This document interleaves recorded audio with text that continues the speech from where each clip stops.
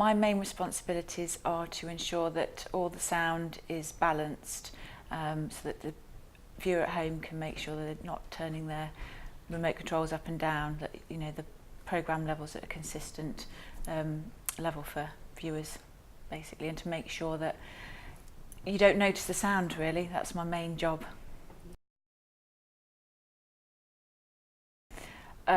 I come in right at the end of the production process. I'm the second to last process.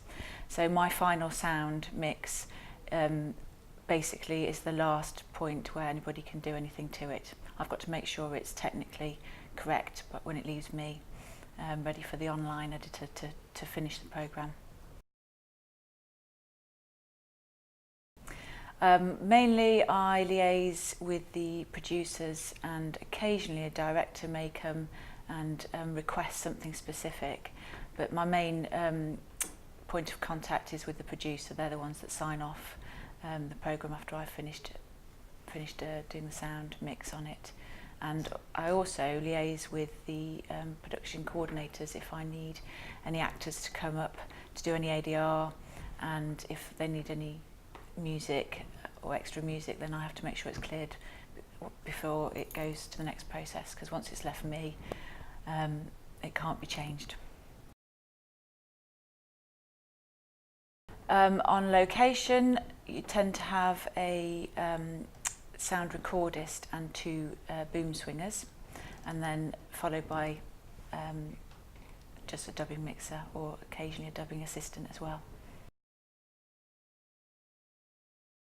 I have to make sure that the broadcast sound is no higher than ppm 6, which is what the transmitters could only take as their loudest level originally. Now we've gone to digital, we can actually broadcast at LUFS, which is the new EBU 128 standard, where everything is mixed to -23. That's mainly to make sure that we don't get this disparity with the levels of perceived volume from the broadcast programme and the commercial breaks. So they're trying to bring in this new regulation now, so that we can all have a little bit more headroom, a bit more breathability in our mixing, so that we can eliminate that. And that's mainly the new one, yeah. If I was on location sound recording, then I would have to make sure that it wasn't too noisy, that you weren't near any airfields. Occasionally here we get a problem with the police station just down the road. There's a lot of sirens going off, and also placement of generator trucks is the main issue on location sound. If it was a long shot, wide shot, it would be radio mic with possibly a boom backup if you can, just to get a bit more perspective on the scene, but tends to be radio mic'd predominantly. For foreign languages, because that's what actually dubbing is if you're doing a worldwide version, then we would make an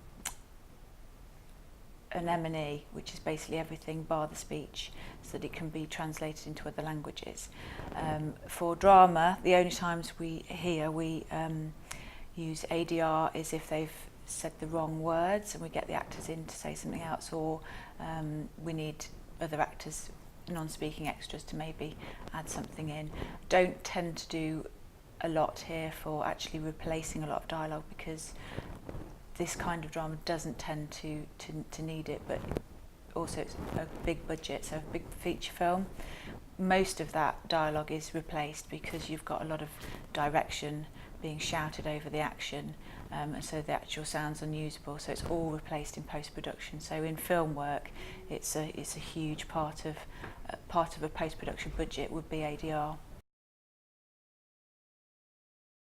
That sort of thing, the quality reasons would tend to be discussed on location, and the sound recordist would liaise with the production and say, if we're going to film in this location, it will have to be replaced in post. Yeah, there's quite a bit of difference between location recording and studio recording. It's a much more controlled environment in a studio. You tend to know where the best places are to put your microphones and things, because you've got used to filming in those locations. And obviously, you know, where your lighting rig's going to be. On location, you've got so many other variables with, you know, exterior noises, size of rooms, access to actually being able to get a boom in shot, or, you know, ready to capture it. And then my job becomes more prominent, because I've got to balance the difference between a studio recording and a location recording. For post-production, we tend to use a nice hypercardioid microphone, basically because it's quite directional in the voiceover booth. On location, you might want to use a cardioid mic just to have a bit of a wider pickup. Predominantly on location sound recording, it's the weight of the microphone that you're actually going to have in your boom, because if you're standing there for 10-15 minutes, you want a nice light capsule mic that's at the end of that long arm. But I prefer an MKG 30 or 60. Is that your favourite type of mic? Yeah, it's nice, bright, not too much of a bass tip up on it for ADR. We do use Foley on drama here. Especially if it's the Father Brown kind of stuff, we're doing fully filled M&E. So yeah, we do some spot effects. It does get sent away to do the footsteps and things like that, but any just little spot effects. I do have a studio where I've got pots and pans, a few surfaces to do a few things. But yeah, we do. I tend to go and do phone stuff and odd crashes and things like that if I need something, yeah.